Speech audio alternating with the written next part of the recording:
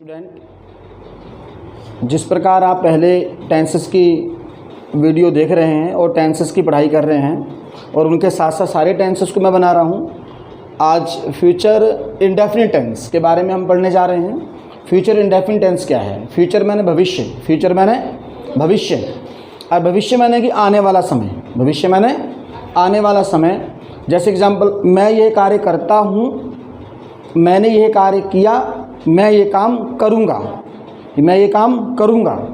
किया था पहले, करता हूँ रोज़ और करूँगा यानी कि आगे भविष्य में ये काम करूँगा।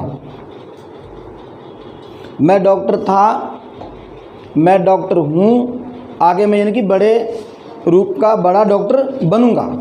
समझ रहे हैं? भविष्य के बारे का जो मेरा प्लान है, मुझे क्या करना है, वो फ्यूचर इंडेफिनिट टेंस।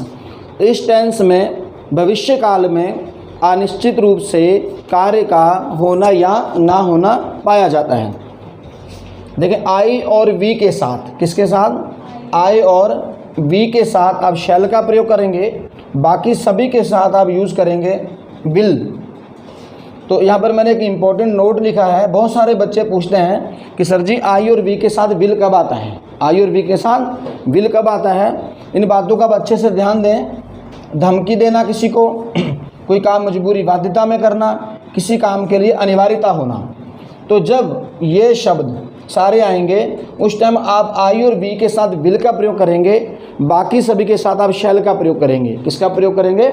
शैल का। इसके एग्जाम्पल लिखे हैं, पहले मैं इसके एग्जाम्पल समझाऊंगा आपको, बाद में उसके एग्जाम्पल को मैं ट्रांसलेट करके बताऊंगा।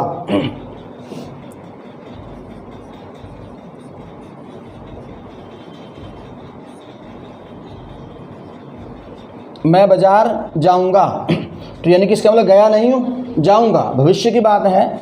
आई shall go to market, I shall go to market, मैं बाजार जाऊंगा।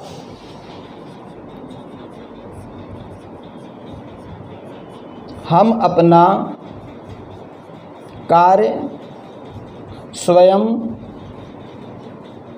करेंगे, हम अपना कार्य स्वयं करेंगे। तो हम के लिए क्या आएगा? वी। और मैं बता चुका हूँ आई और वी के साथ शैल आएगा। आई के साथ शैल लगा दिया है और अब लिखा है वी, तो वी के साथ भी आप क्या लगाएंगे? Shall. We shall do our work, we shall do our work. जब हम के साथ अपना शब्द आएगा तो उसकी इंग्लिश होगी आर। क्या होगी? We shall do our work ourselves। जब यहाँ पर स्वयं आएगा तो उसकी इंग्लिश हो जाएगी ourselves। We shall do our work ourselves।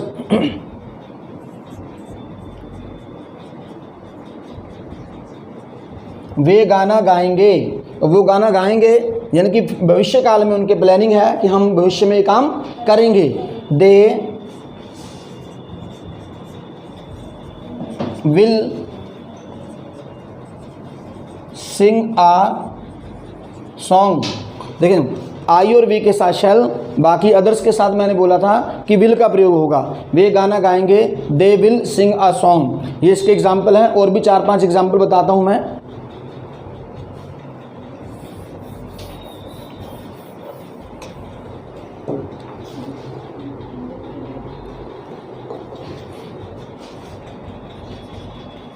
हम अपने अधिकारों के लिए लड़ेंगे, हम अपने अधिकारों के लिए लड़ेंगे। तो अभी हमने लड़ना शुरू नहीं किया है, यानी कि भविष्य में ये काम हमें करना पड़ेगा, यानी कि हम उस काम को करेंगे, भविष्य में ये काम करेंगे। वी शैल फाइट, फाइट मैंने लड़ना, वी शैल फाइट किसके लिए? अपने अधिकारों के लिए। के लिए की इंग्लिश क्या आ गई? फॉर। किसके? अपने, अपने के लिए भी बताया मैंने पीछे, अवर।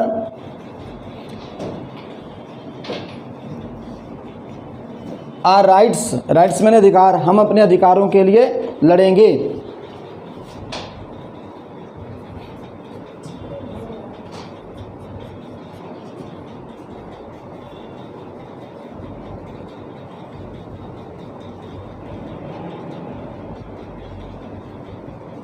मेरी माताजी मंदिर पूजा करने जाएंगी। माय मदर, अब देखो ये ना तो आई है ना वी है। My mother will go to temple, will go to temple, काय के लिए? To worship.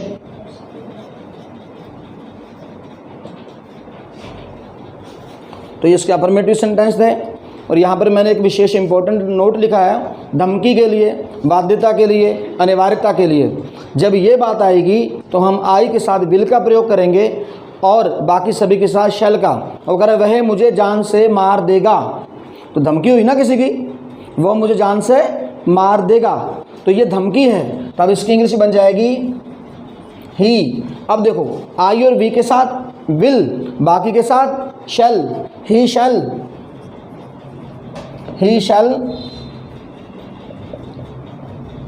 किल मी, किल मैंने जान से मार देना। ही शैल किल मी, वो मुझे जान से मार देगा।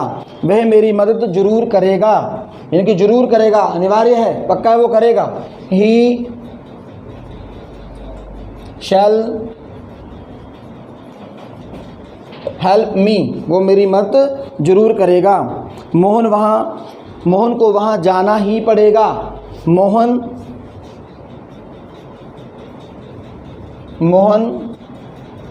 शैल गो देयर, मैं वहाँ अवश्य जाऊँगा, मैं वहाँ अवश्य जाऊँगा।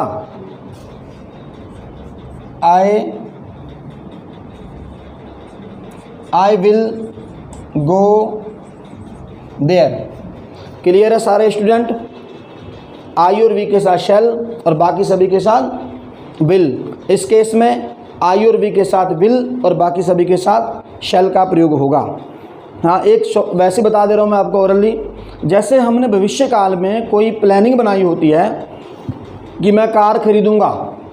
अब कार कब खरीदूँगा? हाल ही में खरीद लूँगा, 2-4 दिन में, ये मेरा प्लान है, हो सकता है कल खरीदूँ। तो वहाँ पर हम ये भी कह सकते हैं I will buy a car. तो बट आप ये लगा सकते हैं गोइंग टू का यूज़ करके, I am going to purchase a car, I am going to buy a car, यानी कि मैं कार खरीदने जा रहा हूँ। यानी कि उस वाले भविष्य काल को आप प्रेजेंट में भी साबित कर सकते हैं, I am going to buy a car. समझ नहीं आ रहा है? जो भविष्य में, निकट का भविष्य बताना हो तो आप इसका यूज़ भी कर सकते हैं। तो ये सारे वाक्य कौन से थे बच्चे? अफर्मेटिव। कौन से थे? अफर्मेटिव। तब इसका दूसरा जो पॉइंट है वो है नेगेटिव।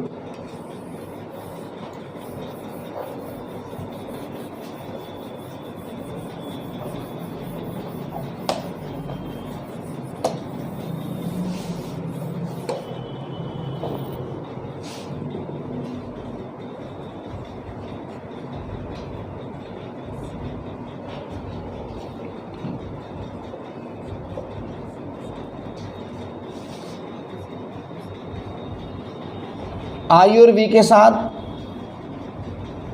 विल नॉट, आई और वी के साथ विल नॉट। इस विल नॉट को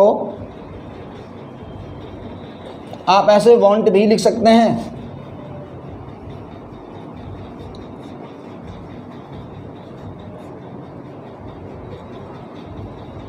बाकी सभी के साथ, यानी कि अदर्स, अदर मैंने बाकी सभी, इनके साथ क्या आएगा?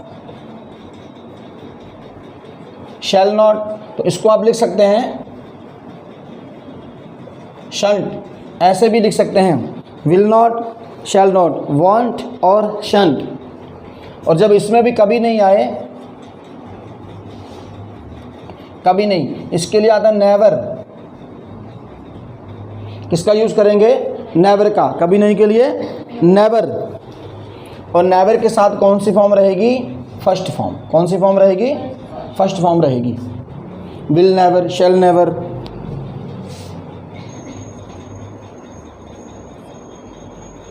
तो सबसे पहले subject will not, shall not plus verb की फर्स्ट फॉर्म ऑब्जेक्ट। मैं वहाँ नहीं जाऊंगा, मैं वहाँ नहीं जाऊंगा। I will not go there.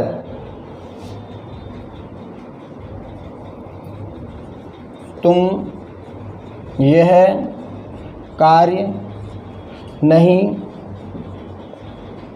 करोगे, तुम ये कार्य नहीं करोगे। यू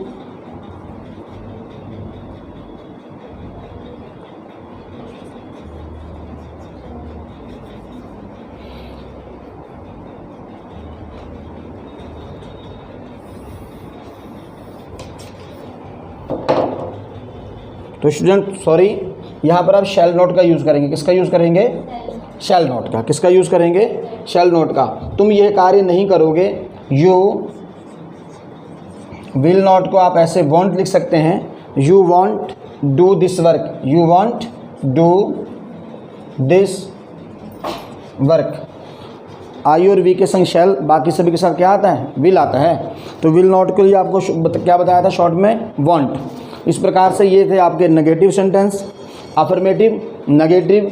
थर्ड है इसका इंटेरोगेटिव। इंटेरोगेटिव में क्या होता है? क्वेश्चन पूछा जाता है और उसका जवाब पहले भी हर वीडियो में बता रहा हूँ कि प्रश्न में जवाब जब हाँ ना में मिलता है तो वहाँ पर क्या की इंग्लिश नहीं लिखी जाती है, उस क्या के स्थान पर हेल्पिंग वर्ब लगाते हैं। इस टेंस की जो हेल्पिंग वर्ब है वो क्या है? विल और शैल। क्या है?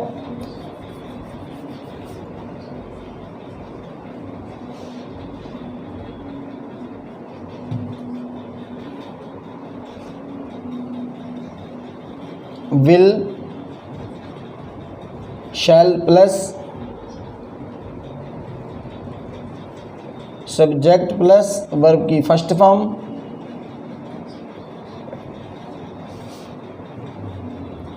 क्या तुम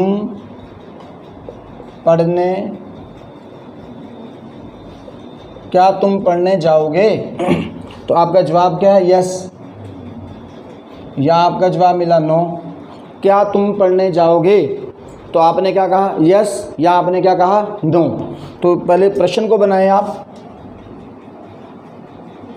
will you go to, will you go to study? तो आपका जवाब क्या मिला? Sir yes. तो हिंदी में आप पहले बना लें, हाँ मैं पढ़ने जाऊंगा।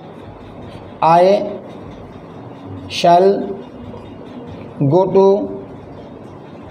स्टडी। आप मना कर दें, मैं पढ़ने नहीं जाऊंगा। आई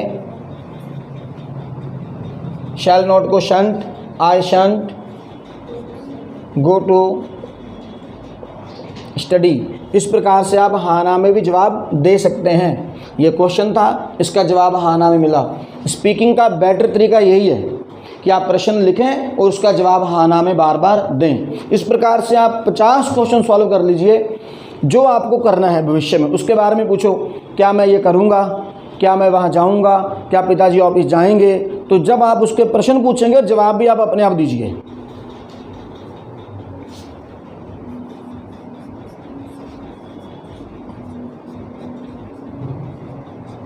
क्या वे आपसे